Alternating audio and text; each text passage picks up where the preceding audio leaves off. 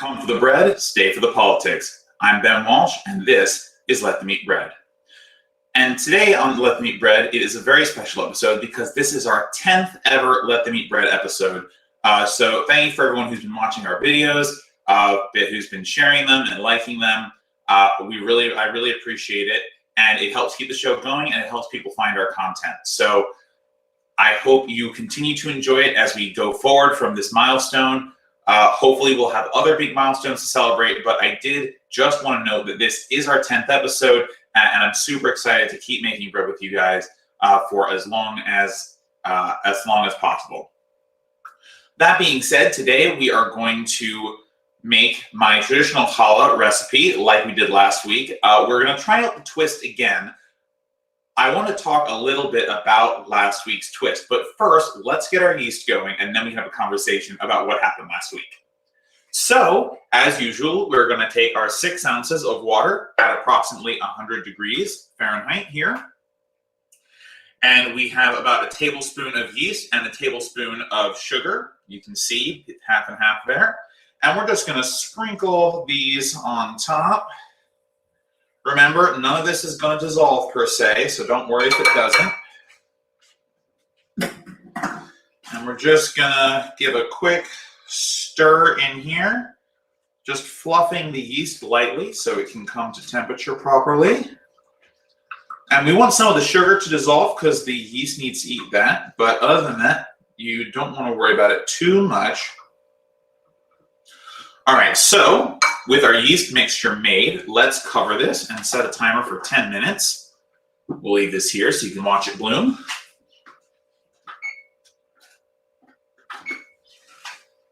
All right, and as we're doing that, we are going to mix up our wet ingredients. So here I have another 6 ounces of water at about room temperature. We're going to put in our eggs. So this is 2 whole large eggs and 1 large egg yolk. Remember to save the egg white. You can mix it in with your last egg. Remember, we used 1 more egg at the end of this recipe to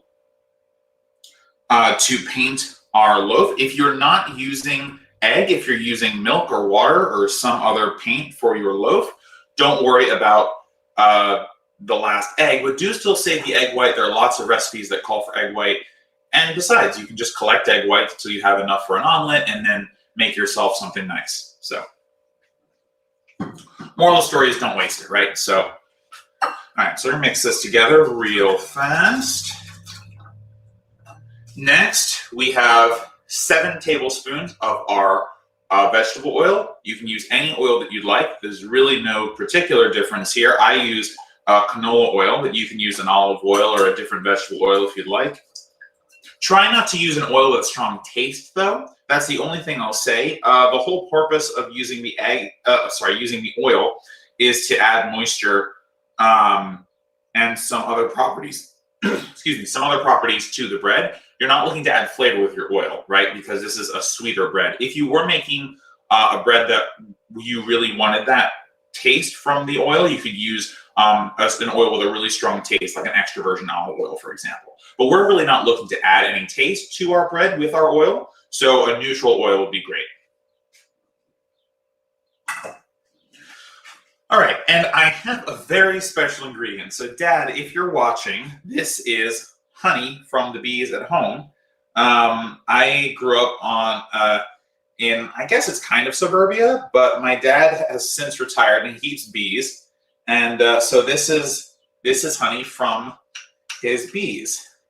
So I've actually been looking forward to using this, but I couldn't last week because it was just a little crystallized. I had decrystallized the honey this morning, but the reason this honey is great and the reason I'm super excited to use it is this honey has a really strong floral taste. And I'm hoping by putting it in our bread, we're going to get some nice floral notes in our bread. And if you have honey, like a wildflower honey or honey fresh from honeybees that you can use, I definitely recommend it. It's going to add a really lovely flowery taste to your bread. And if you don't want that, obviously regular supermarket honey is just fine too. But I have really been waiting to use this. I even have my dad's jar of honey right here. So Dad, this little shout outs for you. But honey fresh from the source, like all ingredients fresh from the source, in my opinion, is the best. So I'm very excited to use it. Let's get rid of that. All right, so we're going to mix our ingredients together. Make sure everything is nice and combined. Now this honey is a little thinner than the honey we used last week. So you can see I'm starting off with a faster whisk than I usually would. Usually I recommend you guys not to whisk too quickly because the honey that you can get stores typically is a little thicker. It sits a little heavier on the bottom. And then if you whisk too quickly, your liquid goes everywhere.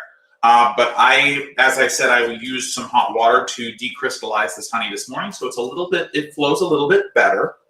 So you can see that I'm able to whisk quickly right away. And actually, you can notice that this color of the liquid mixture is much darker than our usual. So hopefully that's just a sign of all the wonderful flavors we're going to get out of that honey. Again, really excited for that. So I want to talk a little bit about what happened with the twist last week. It was pointed out to me that it looked a lot more like a log. And that's a little embarrassing, to be honest with you, but it is what it is. Yes, it did look a little bit more like a log. It's kind of how it ended up turning out. So this week, we're going to try a little bit of a different thing with our twist. We're going to braid it like it's challah. Well, it is challah, but we're going to braid it like we're doing a regular braided challah, but instead of using a 3 braid, we're instead just going to use a 2 braid. And we're going to space them out wide enough so that we get nice, even braids. But in order to keep the genuine idea of the twist, we are going to attach the bread together on both sides of the twist. So you'll have a little bit more of a sense of what I'm talking about when we get there. But I did just want to talk about it a little bit. It did kind of turn out like a log. It toasted really well, but it really wasn't the shape I was looking for. So hopefully this week, together, we can experiment a little bit more with the twist shape and see if we can get a better shape for it that looks more like that traditional 2-strand twist that you're used to seeing in things like donuts and other breads. So that's the hope. Not sure that that is the way it's going to turn out, but that is what we're looking to do. And thank you all for being patient with me as we continue to learn together about different shapes. I've done lots of braids in the past, but a 2-strand is really something new to me. So we are branching out a little bit, as it were, and trying new things. So I appreciate you guys' patience as always. So let's see how long we have on our yeast. Got about 4 minutes left. Our yeast is looking pretty okay, but luckily there's still things that we can do. So here I have 6 cups of bread flour. And to that, we are going to add about a tablespoon of salt. Again, like I said last week, I like to use kosher salt, but you can use whatever type of salt that you would like. I use a tablespoon because I think it's a pretty good ratio, but quite frankly, if you want more salt, if you want less salt, that's fine. The recipe's pretty forgiving. I wouldn't put in more than 2 tablespoons of salt because then you'll start to actually taste the salt in there. The salt here is being used primarily to enhance the flavor of the bread, not actually add a salty flavor to a bread. There are lots of breads that you can make that you use things like sea salt for to give it a nice flaky texture on top, and then you add salt to make it salty inside, but that's not what we're using our salt for here. So the salt is really being used just to enhance the flavor of the bread and to not really, we're not really worried about putting a salt flavor in, I guess is what I should say. So anyway, that being said, you can use table salt, you can use any kind of salt you want, pink salts, doesn't matter. Again, try not to impart a very strong flavor onto the bread, so just be mindful of that when you are choosing your salt and how much salt you want in it. So now I'm just mixing our salt in together, but I'm doing it in such a way that I'm trying to create a well in our bread. As you may remember from previous episodes, when we make bread dough, what we want to do is we want to make sure that our liquid ingredients and our dry ingredients have as much contact as possible and don't slosh around on us. And one of the ways that we do that is to make a well in our dry ingredients. So I will show you in a moment. I'm not sure I can actually tilt towards the camera, but we'll see. So anyway, I'm using a spatula here. Again, you can use your hands or a knife if you need to just push our flour and salt mixture up the sides of the bowl. And this will allow the liquids, once we pour them in, to get maximum contact with our dry ingredients before we start mixing around. All right, so let me see if I can do this without ruining my lovely well here. Yeah, I can't really do that, but you can see, you can see that there's some depth there, right? It's kind of hard because it's all white on white, but just see. But anyway, so we've got a well there. So once you're finished with that, we're going to check on our yeast. That little beep was our 1 minute timer for our yeast. So it's entirely possible that we're actually done. So let's just check it. Remember, the purpose of blooming your yeast is simply to make sure it's alive and to make sure it's alive and to bring it, to rehydrate it. So let's take a look at what we have right here. Yeah, we have a lovely little bit of foam. You can see, if you look closely, I'll move towards the camera, you can see a nice little bit of foam sitting on top of that liquid. So this is perfect. It's exactly where you want it. So let me turn off our timer real quick before it makes a lot of noise.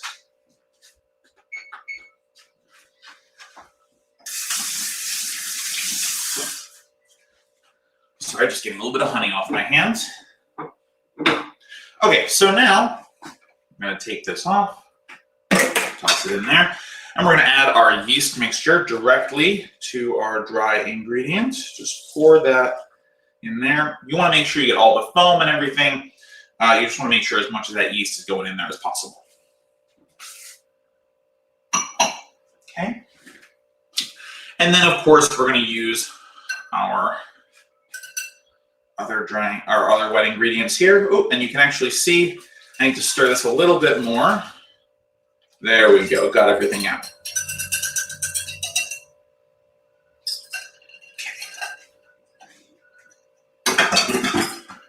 Perfect. So, I don't know if you can see here, but it's kind of hard to see. Let me see if I can just get it a little lower. Yeah, not really. Okay, so you can see that our liquid mixture is in a nice little well of the solids, right? So let's just put that here. And we're just going to start mixing this together. You'll recall that if you're doing this on a board, you've made your giant well and you're using 2 fingers to slowly move this about. If you're not doing it that way and you're doing it in a bowl, like I am, it's the same basic concept, right? You're going to take a little bit off your walls at a time, make sure that you're mixing your dry ingredients around the wet ingredients so that they get nice, so that they come together nicely, right? You're going to go through a couple phases of it. It's going to look very liquidy, then it'll look a bit like a waffle batter, chunky like that, and you'll keep stirring until a rough dough comes together. Now, if you find at this stage that your dough is looking too wet or too dry, you can counter that. If it's looking too wet in the bowl, I would argue that depending on how wet it looks, you shouldn't try and fix that in the bowl. You should try and fix that on your board. But if it's really, really looking too wet and you feel like turning it out into a board is going to be a big sloppy mess, then add a little bit more flour to it. On the other hand, if it's looking too dry, make sure you have some room temperature water together so that you can add to that. Again, like I say every week, if you are adding to your bread dough to kind of change it or save it or however you think about it, you want to make sure that you are doing it in very small amounts, right? The ratios of this bread recipe are pretty solid, but there's different conditions that change the way that your bread will act each week, the moisture in the air, the temperature of your home, etc. So if for some reason your bread dough is misbehaving, you can add things to it to change it or to save it or to make sure that it is behaving the way you want it to. But just be wary of adding too much of anything at once. Remember, by doing that, you are altering the ratio of the bread. And you want to keep moving it in the bowl until you have a rough dough and pretty much all the flour in the bowl is used up.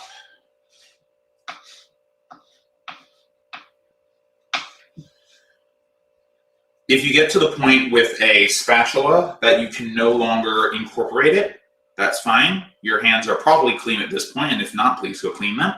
And just take your hand, start moving around in there, and knead your dough in the bowl. So it looks like I'm not going to get much more mileage out of my spatula. So let's put this in the sink, and we'll just start doing it by hand.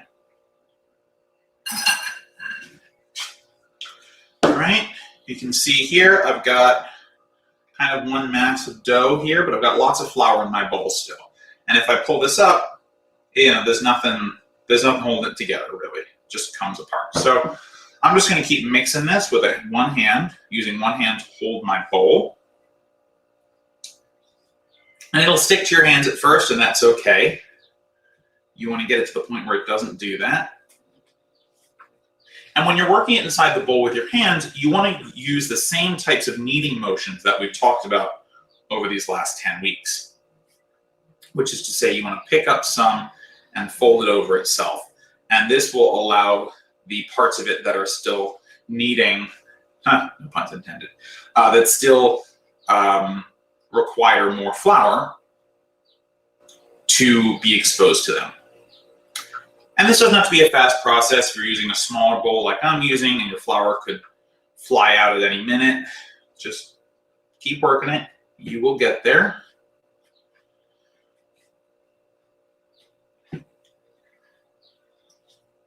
And again, remember, despite the fact that we're using pretty much the same recipe as we use every week we make challah, the bread can act differently. So for some reason, it's not picking up the flour like you want it to in the bowl and you want to move right to a board, you can do that.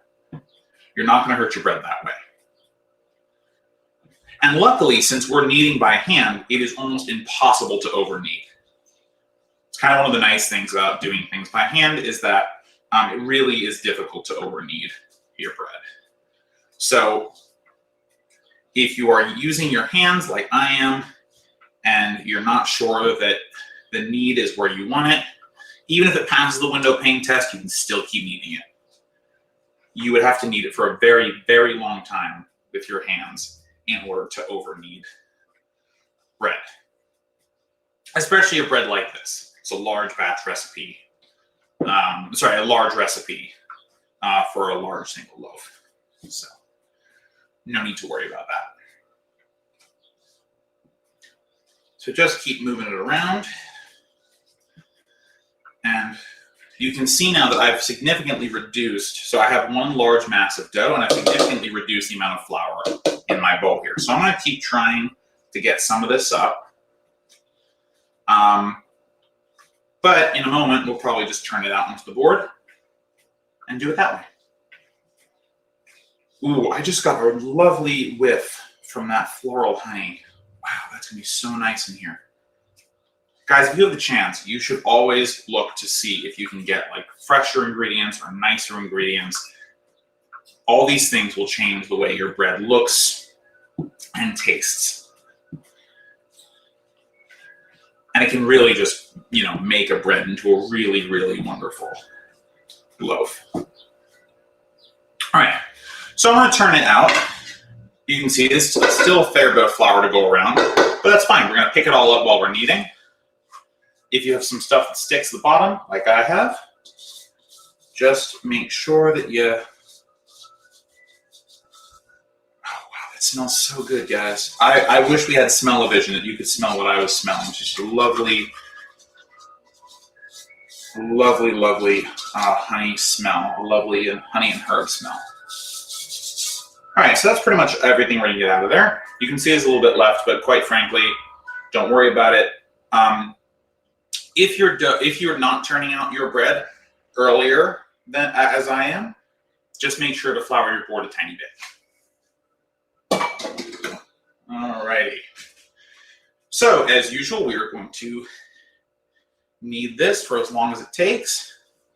If you are compelled to set a timer, 10 minutes should do the trick. But if you're not compelled to set a timer, don't.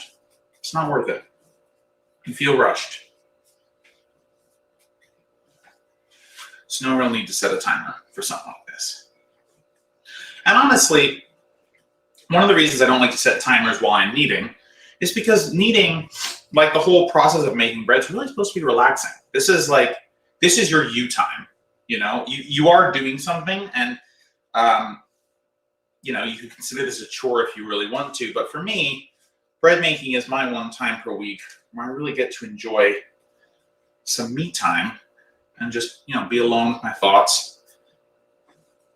Of course, it's different because I'm on camera and I'm in front of all of you, so I guess I'm alone with you with all of my thoughts. But you get the idea, right? And if if watching someone kneading or kneading with someone else in the silence, or just hearing my voice is not enough sound for you, feel free to turn on some music. I'm not going to be offended because I can't hear you. I also can't hear it. Maybe you have a great taste in music. Who knows? I certainly don't. All right.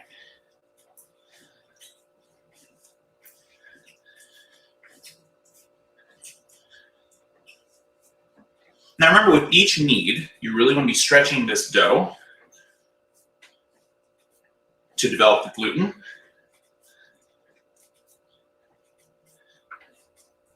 And I know it looks like we've got a lot of flour to incorporate here, and we do, but we will get there. Don't worry about it. And honestly, just keep kneading till it's where you want it to be.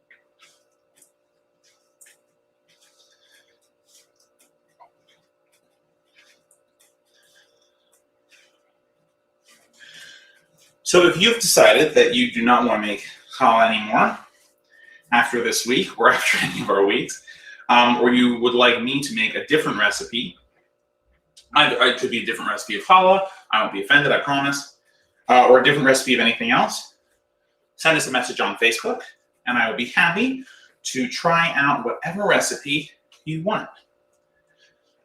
We'll make it together. You can just watch me make it.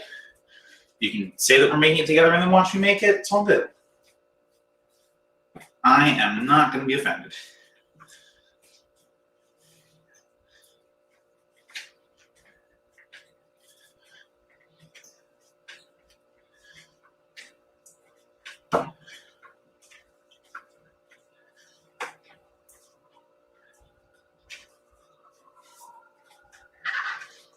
All right, so you can see now I've switched to the two-handed knead. And this is because my bread feels a little drier than usual. So we're really trying to get some gluten development in there. It's a little tougher than usual. That's all right. Should not affect the bread too much. And by the way, if you find that your bread is well kneaded before you've incorporated all the flour, or you mismeasured flour, or you've got too much flour, or whatever it's going to be, don't worry about it. It's really not the end of the world.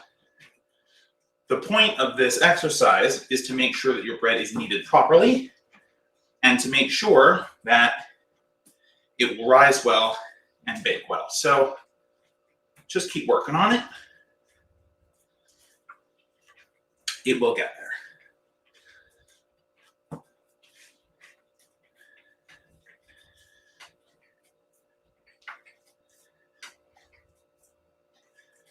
I do eventually want to show you guys the slap method for kneading, but it's very loud, like I mentioned last week.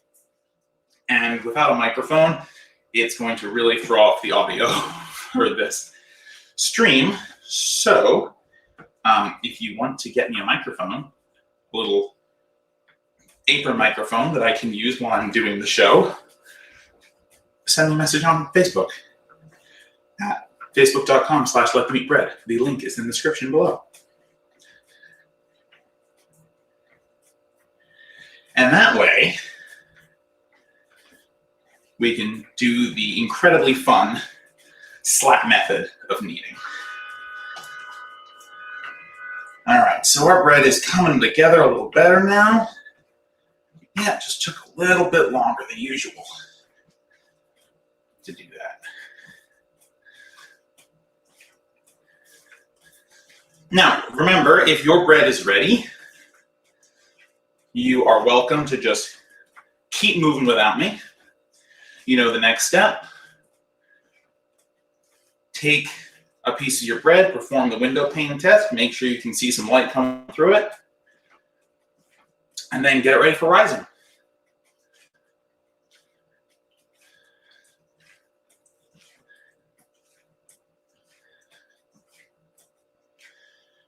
And just to remind you what that looks like, yeah, I know this is not going to be close to being done, but essentially you take your thumbs like this, you make it really thin, you see if you can see some light coming through it without it tearing, and mine tore right away. So we know it's not ready yet. Also, you want to make sure that it is tacky and not sticky.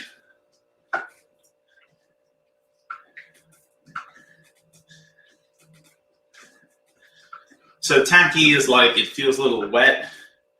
Not wet, it feels like there's a little tiny bit of stick when you put your hands on it. It's not perfectly smooth.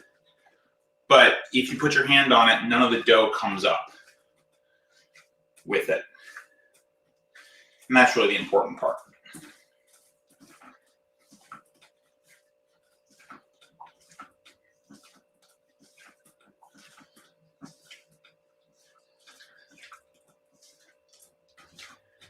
Oh, it's a good thing I didn't do an arm exercise yesterday.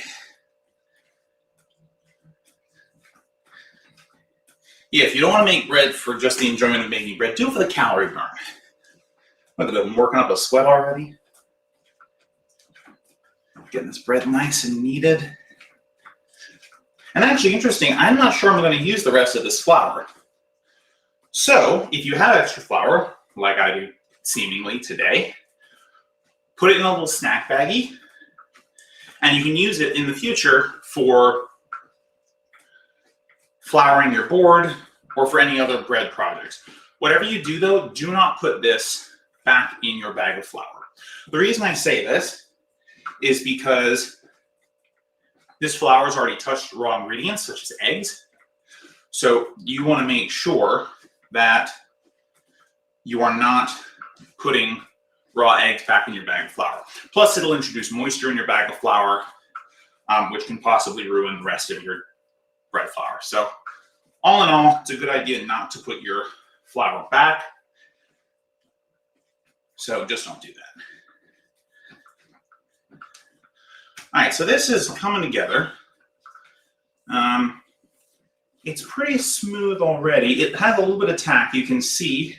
Oh, and just a reminder, the way I'm doing this, cup your hands underneath and just rotate it in a circle until it becomes nice and taut on one side. And luckily, because it's a little tacky, it will stick a little bit to the board, and you can use that to your advantage. All right, so put our hands down. Oops. Twist a little bit of dough off. And then use your thumbs to make it nice and flat. It's for our window pane test. And just keep pushing so it's very thin. And you think you're ready to give it the old window pane test. All right. We might be close, guys. So remember, make it as thin as possible. And then up towards the light. No, not yet. Can I make it thinner?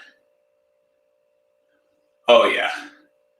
Yeah, and you can see, can you see? A little bit of that light coming through there. This is done.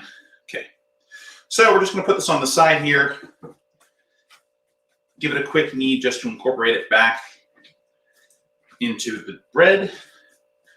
This flour here is going to not go back in our bag. I'm going to get a little snack baggie and put it in there for next time, or for any other recipe that you're working on. Okay, let's just get this back to a nice top ball again.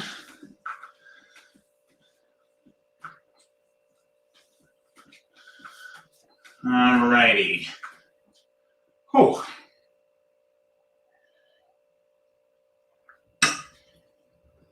Good bit of exercise right there. All right.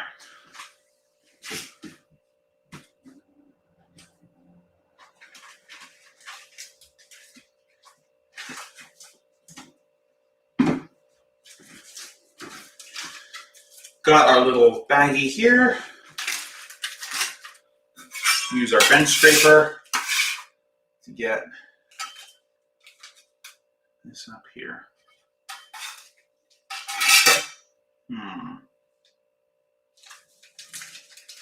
That's right, we'll use it for another bread recipe.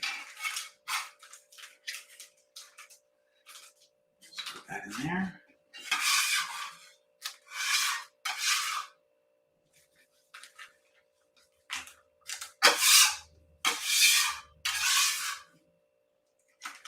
All right.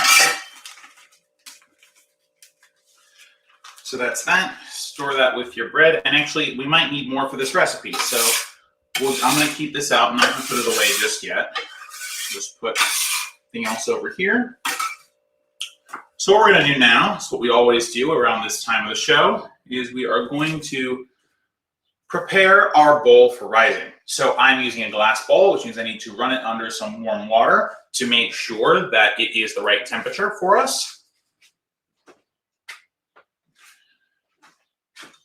So that the bread rises well. My house is also a little cool today, so I'm going to be showing you a technique that you can use for this. So I'm going to set my oven broiler to high for a couple of minutes. Okay. So what this does is it brings your oven up to temperature. So I'm only going to leave it on there for a few minutes just to warm the oven a little tiny bit. And then I'm going to turn all that off and open it up a little bit. What that's going to do is just create a little warm environment for our bread to rise in, right? Because I think the temperature of my house right now is in the 70s. You really want your bread to rise like at a higher 70, if you can, like 74, 75. And mine's just not there right now. So we're going to create some warmth for our bread to rise in. That plus the warm bowl should allow us to have a nice, beautiful rise after an hour. So let's warm our bowl, and I will show you what to do after that. Give me 1 second.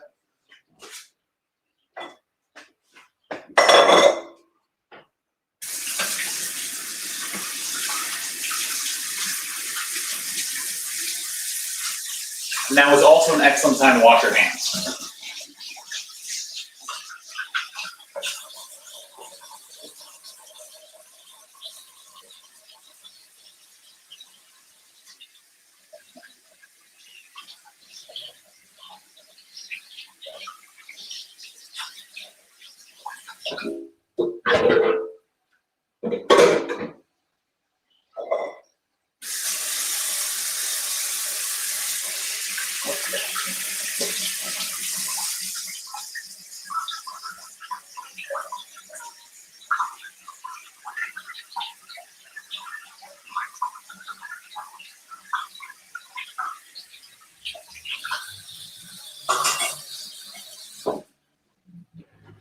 And just as a reminder, you only want to warm your bowl until it no longer feels cold to the touch. You don't want your bowl to be hot.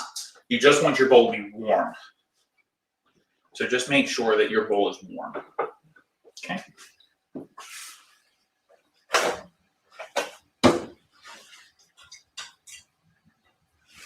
this point, we're going to dry it off. Make sure that we have no water in here or on the outside. And in case you do have some water on the outside, just run a paper towel in here to dry it out. Okay. Now we're going to take a little bit of oil, Try and use a teaspoon or less, and just boop. That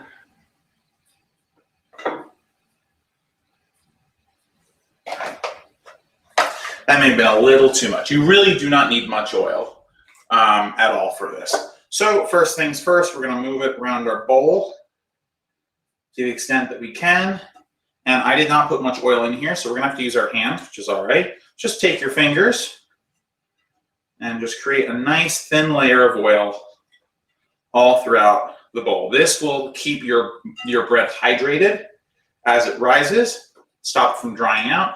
Drying out is the enemy of rising. If your bread gets really dry and starts to form kind of a dry crust on top of it, it's not going to rise. So the reason that we use oil instead of flour or some other way of making it non-stick is to keep the bread nice and hydrated.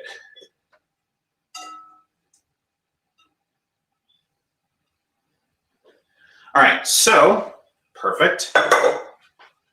So now we're going to take our bread, we're going to move it around in our oil, make sure that we get all oil all over it. Again, we're trying to keep it hydrated as it rises, especially if it's in a colder place.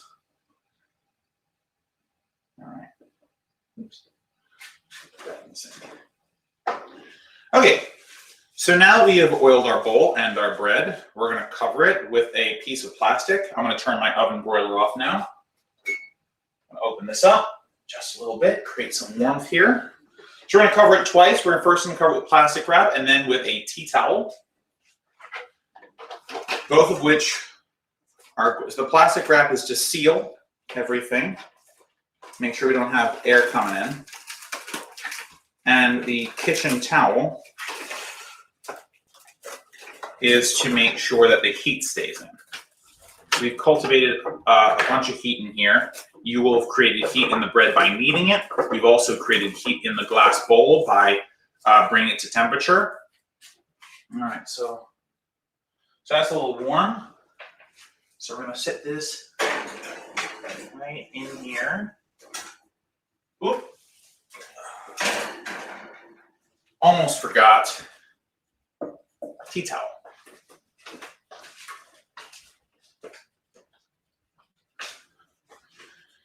Okay. Keep our heat in. I'm going to set this in here. It's nice and warm. We're going to leave this mostly open. I may close it later, but we're going to leave it open for now. Yeah, we shouldn't really need this anymore. Let's put this over here. Okay, so I'm going to set a timer for 1 hour. If you are leaving us, I will see you in 1 hour. But if you're sticking around for the politics, we're going to chat some politics. So let's set our timer for 1 hour, and we will get started. Let's check on our bread, shall we? Let's see. All right, big reveal. Ta-da! Hey, look at that. It looks great. So you can see that the oil, there's a little bit of oil on the side here. Actually, this amount of oil is really good. So the oil has kept our bread hydrated, which is really great. And you can't feel this, obviously, but the towel's nice and warm from keeping the oven on. So if you're ever in a cold house, set your oven for a little bit, turn it off, leave the door open for a little, leave it in there. You'll get that nice heat in there. Your bread's going to rise. It's going to be great. All right, so we are going to make our twists. You didn't see that, but I just chucked that off screen. It was great. Okay. All right, so what we're going to do now is we're going to divide our dough in half. Well, we're going to knead it first. Give it a quick little knead. So pour our dough out. Woo. That's nice, isn't it? All right. Now we're just going to knead our dough together a little bit, just so it comes together into a nice little ball. So you probably need about 1 or 2 minutes of kneading here, just so it's nice and tacky again and one solid mass with all that air in it. Remember, this will rise again.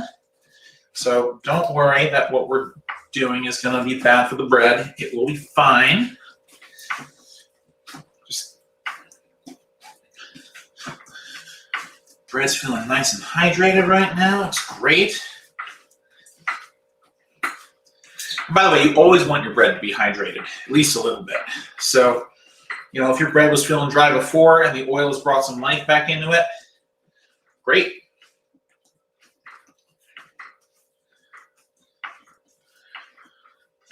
The dough's feeling a little bit softer too now that's better hydrated.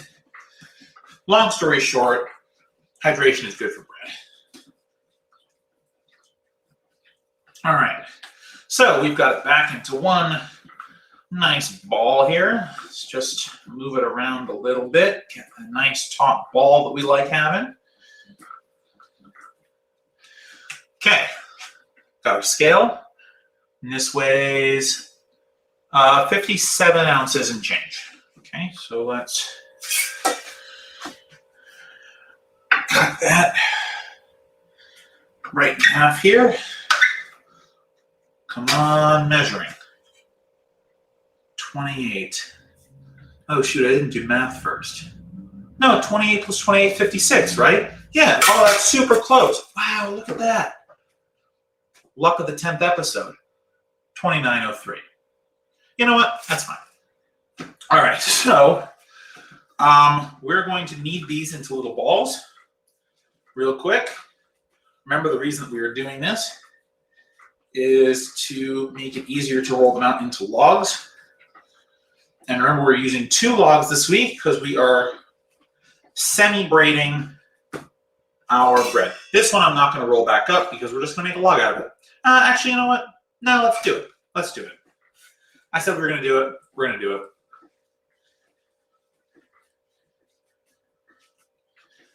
So at this point, you don't even need your flour. If your bread is kind of tacky and not sticky and doesn't really look like it's too liquidy, you don't need it all. So let's take this. Let's roll this guy. Oh, tray. We need a tray. So line your baking sheet as appropriate.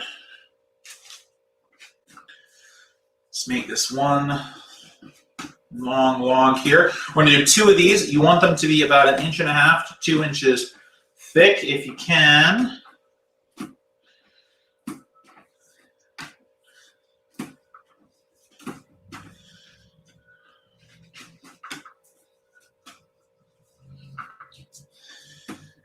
And you still want tapered ends on this, okay? So to the extent possible, you do want to taper these ends. We are going to have to connect them at some point.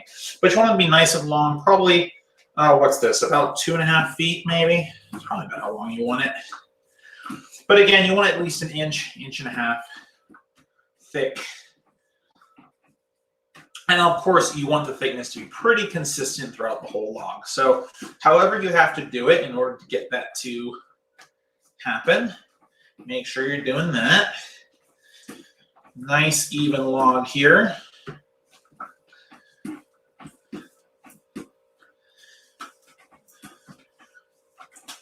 Watch your other ball of dough very carefully so you don't actually knock it off the board here. That would be bad, huh? All right, this is starting to come together.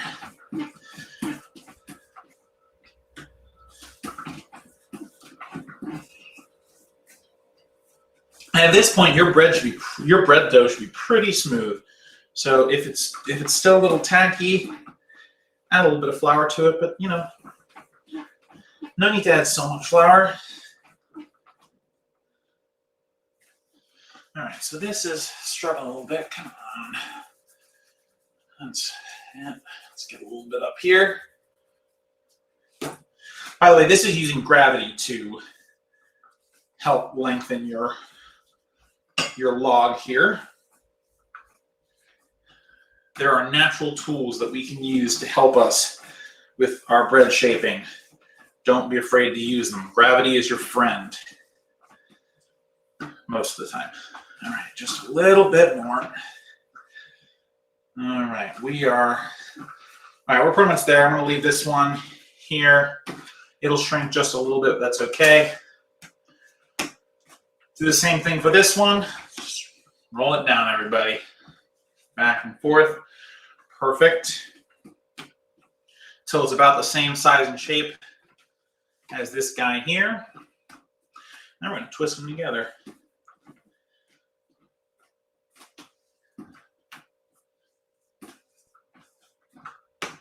All righty.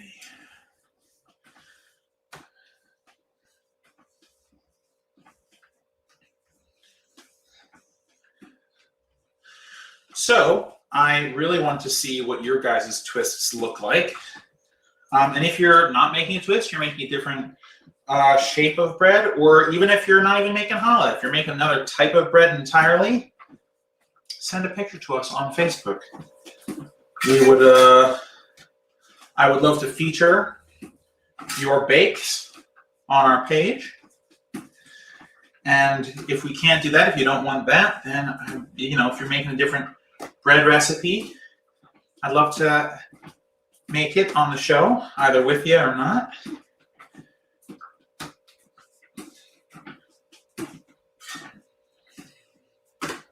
Okay. Now you have to exert some pressure on this to kind of get it to where you want to get it. So, you know, don't be afraid of it. You're less likely to rip it at this point, so don't worry too much about that. And if you do rip it a little bit, you're just stretching it. It won't show when you're baking it. All right, we're gonna use gravity to help us a little bit here. All right, do the same thing on the other side. Come on, gravity.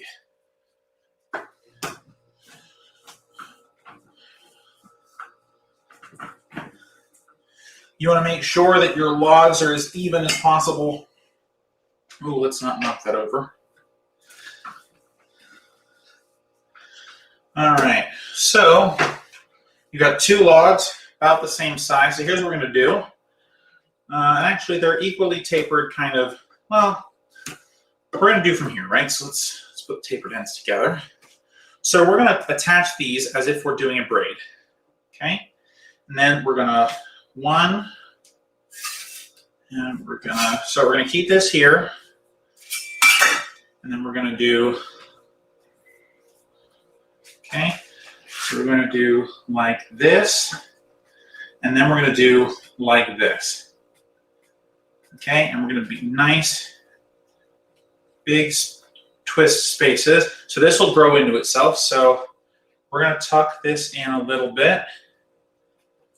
Let's give us a nice little twist shape. And then down here, I'm going to do the exact same thing. Okay, just leave this out a little bit. And actually, we probably have room to do another twist. So let's do that. Let's keep our twist a little tighter.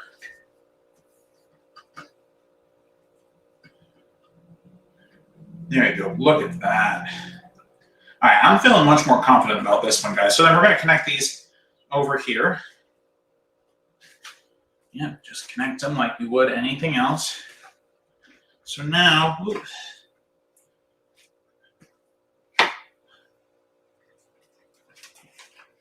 Yeah, just make sure that these are all connected. All right, just put your thumb in there so you know there's a little bit of space, but you're going to try and connect these together. So I'm going to, in order to encourage a little bit of spacing, I'm going to put my thumb between each twist so it has room to grow, or a finger. All right. So now we have a really nice looking twist here. All right. So, as usual, we are now going to cover this with the same plastic we used before. Waste not, want not, as I try to always say, but I probably don't always say.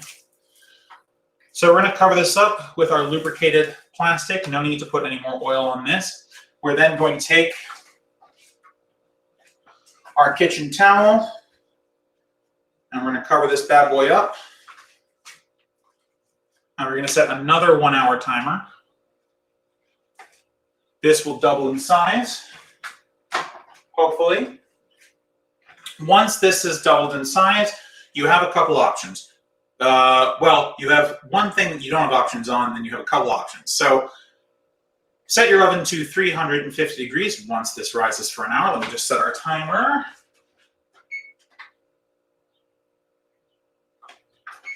Okay? After 1 hour, you're going to set your oven for 350 degrees Fahrenheit. You're going to, once your oven is ready, put your bread into the oven for 35 minutes or until it reaches an internal temperature of 205 degrees Fahrenheit. If you do not have a thermometer, remember you can always knock on the bottom with your knuckles of your bread. If it sounds like it's hollow, it is done. Before you put it in the oven, you have a few options. If you want a crisper crunch on your crust, that's a lot of C's, crisper crunch crust. Ugh. If you want a crisper crunch on your crust, you're going to paint it with water. Now, you have to be really careful to use only a tiny, tiny bit of water, just enough to lightly coat the surface, okay? If you want your crust to be softer, you're going to use milk instead. If you want the lovely golden brown crust, the nice sheen that we get on our chalot each week, you're going to use egg instead.